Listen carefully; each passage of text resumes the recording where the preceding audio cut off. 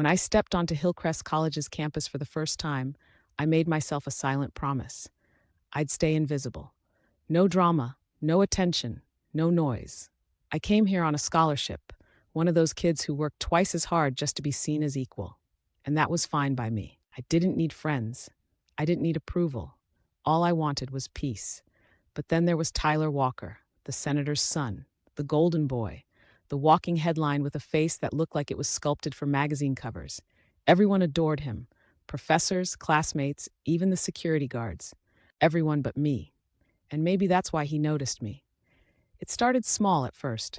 I'd walk into class and feel his eyes on me, amused, curious, like he was studying something new. Then came the comments. You know, Andrews, you don't have to raise your hand every time. It's not high school. Relax, Andrews. You're making the rest of us look bad. I ignored him. Always. Until the day he went too far. It was my turn to present my midterm project. I'd stayed up all night polishing every slide. But when I plugged in my laptop, the screen behind me flashed. Not my charts or quotes, but cartoon pigs. The room erupted in laughter. Even the professor looked stunned, and there he was, Tyler Walker, smirking in the back row. That moment, the laughter, the humiliation burned itself into me. I could feel tears pricking my eyes, but I refused to let them fall. I shut my laptop, grabbed my bag, and walked straight out of the room. I could still hear his voice echoing behind me. Come on, Andrews, it's just a joke. That night, I sat on my dorm bed replaying it all, over and over. The laughter, the looks, the smirk. I promised myself I'd never give him another reaction again. But life has a cruel sense of humor. Because a week later, I found myself trapped in a boathouse, with him. Half-dressed, soaked to the bone, and with nowhere to go. The day of the charity regatta started out normal. The lake shimmered under the spring sun. Students gathered in clusters. And Tyler Walker, of course, stood front and center in his sleek rowing gear, surrounded by people chanting his name. I was there as a volunteer, clipboard in hand, managing sign-ups and pretending not to notice him. But right when the final race began, the weather shifted. The wind picked up, dark clouds rolled in, and before anyone could react, rain came crashing down like a curtain. Everyone scattered. I grabbed the equipment list and sprinted toward the nearest shelter, the old boathouse by the pier. It was cold, damp, and smelled of lake water and old wood, but it was dry. I thought I was alone, until I heard the door slam behind me, and then that voice. Of course, it had to be you. I froze. Tyler stood there, dripping wet, shirt plastered against his chest, his usual smirk replaced with an irritated frown. Don't look at me like that, I snapped. There are plenty of other shelters. Yeah, he said, glancing back at the locked door. Except they all closed when the wind hit. We both tried to push the door open. It wouldn't budge. The metal latch had twisted shut. I turned to him, exasperated. Perfect. Just perfect. He grinned. Guess the universe ships us, Andrews. Guess the universe hates me. We sat on opposite sides of the room. The rain hammered against the roof, the lake roared outside, and the temperature dropped fast. Within minutes, my clothes were soaked through. I wrapped my arms around myself, teeth chattering. Tyler noticed. He hesitated, then peeled off his jacket and tossed it toward me. Don't read into it. Just take it. It smelled faintly of rain and cedar. I wanted to refuse, but I was freezing. Hours passed. The storm outside only got louder.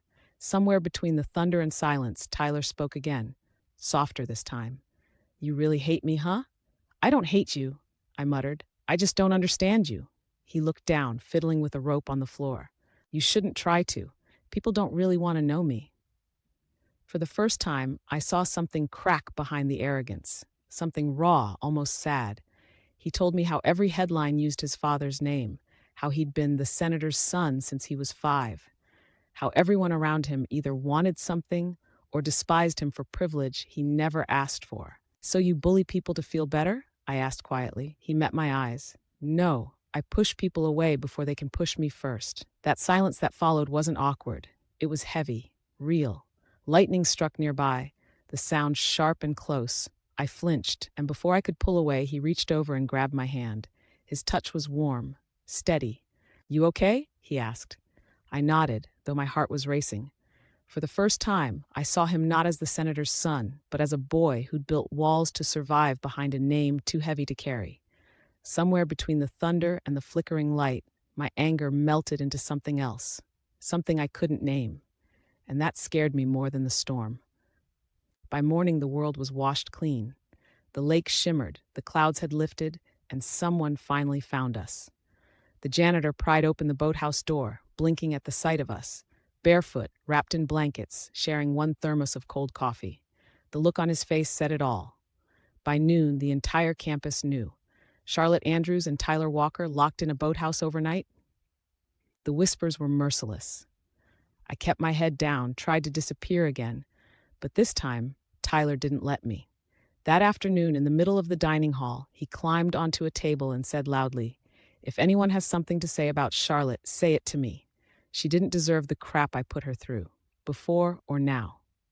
The entire room froze. No laughter, no smirk, just silence.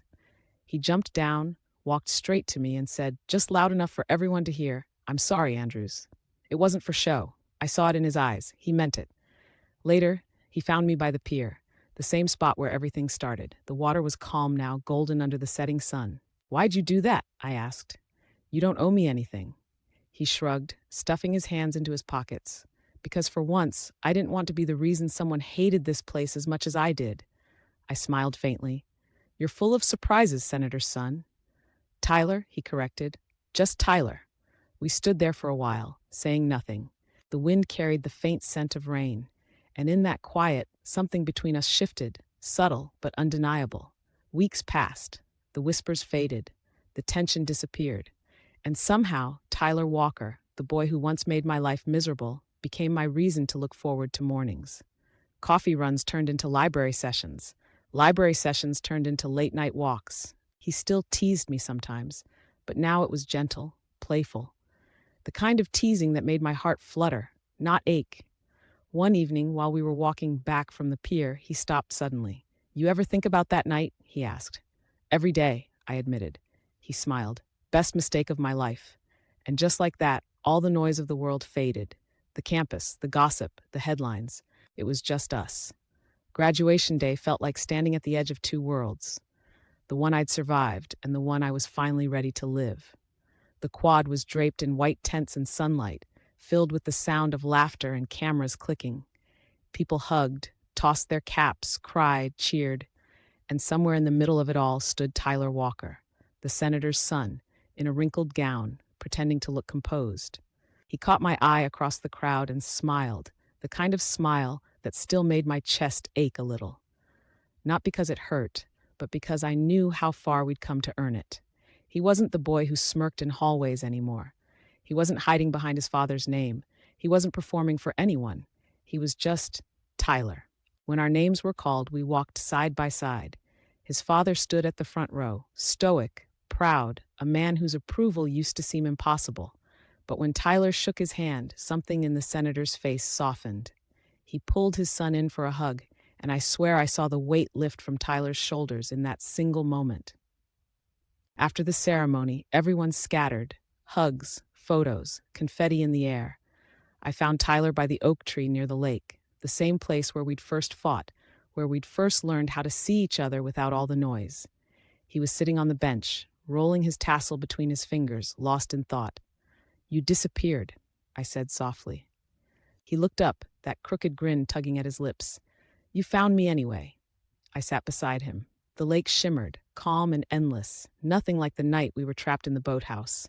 Back then, the water had been wild, terrifying. Now it was still, like the calm after a long storm. "So," I asked, nudging his shoulder, "what happens to the senator's son now?"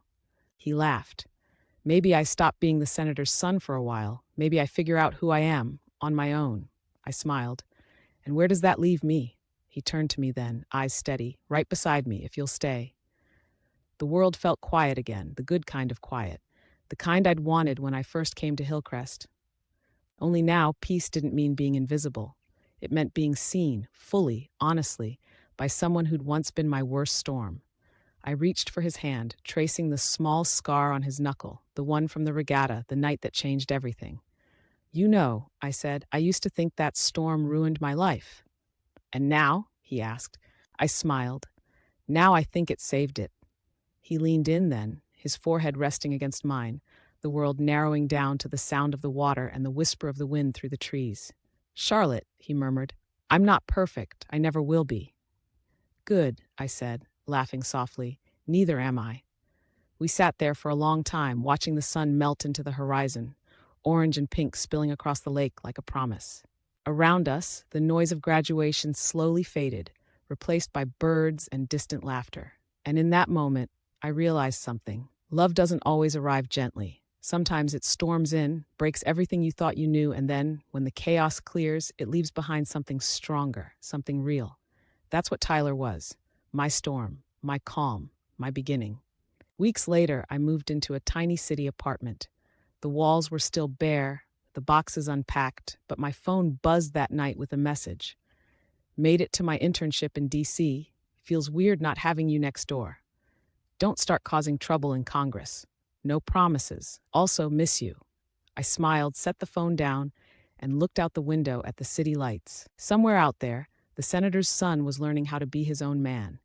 And I, the girl who once wanted to disappear, was learning how to be seen. The storm hadn't ruined me, it had rewritten me. And as I watched the night stretch beyond the skyline, I realized something simple, something certain. Every story I'll ever tell will start and end with that night. The storm, the laughter, the boy who changed everything. Because sometimes love doesn't arrive when the sky is clear.